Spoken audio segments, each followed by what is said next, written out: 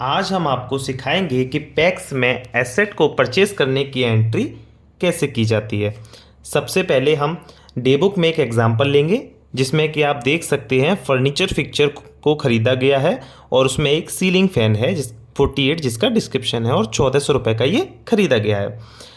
इसमें हम कैश में लिया है क्रेडिट में लिया है ये कैसे पता करेंगे। जैसे कि आप ओपनिंग बैलेंस देख सकते हैं 14,615 है और क्लोजिंग है 13,215 यानी कि 1400 रुपये इसमें कम हुए हैं।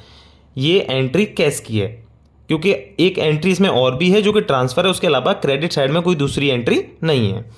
अब हम परचेज़ करने से पहले ये चेक करेंगे कि हमारे पास जो आइटम हमें परचेज़ करना है वो है या नहीं। उसके लिए हम एसेट मैनेजमेंट और आइटम मास्टर में जाएंगे।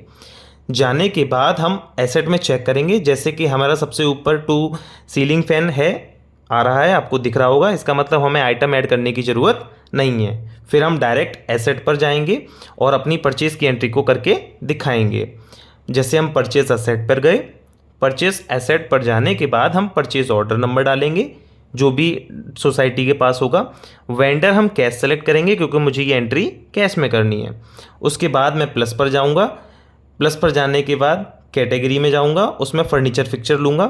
फर्नीचर फिक्चर के बाद आइटम लूँगा जो कि हमारा 2 सीलिंग फ़ैन है। क्वांटिटी 1 है और अमाउंट 1400 रुपये है विद GST।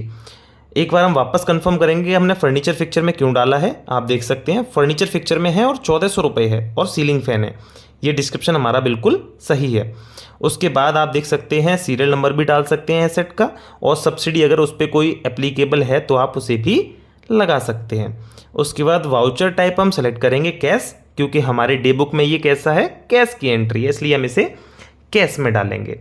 उसके बाद हम अमाउंट को देखकर इसको सेव कर देंगे। सेव करने से पहले आप कैश इन हैंड चेक कर सकते हैं 14,615 जो कि हमारी डे बुक में भी ओपनिंग इतना ही है, और इसको कंप्लीट करने के बाद आप कैश इन हैंड चेक कर सकते हैं 13,215 है जो कि हमारी डे बुक में लास्ट में 13,215 ही है। इसका मतलब हमारी कैश की एंट्री करने के बाद भी कैश इन हैंड एकदम मैच कर रहा है।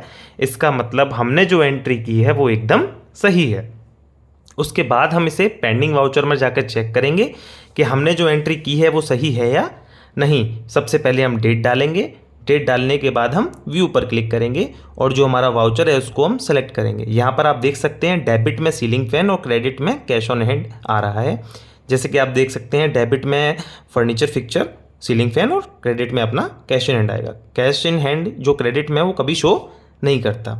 ऐसे ही एसेट्स रिलेटेड कुछ अदर आपको जानकारी चाहिए तो उसके लिए कमेंट करें। धन्यवाद।